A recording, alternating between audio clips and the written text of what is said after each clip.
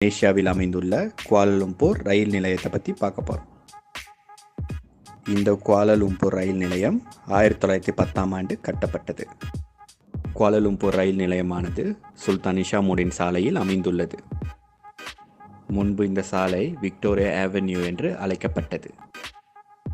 இந்த குவாலாலும்பூர் ரயில் நிலையம் கட்டப்படுவதற்கு முன்பு இந்த பகுதியில் வேறு 2 ரயில் நிலையங்கள் செயல்பட்டு வந்தது.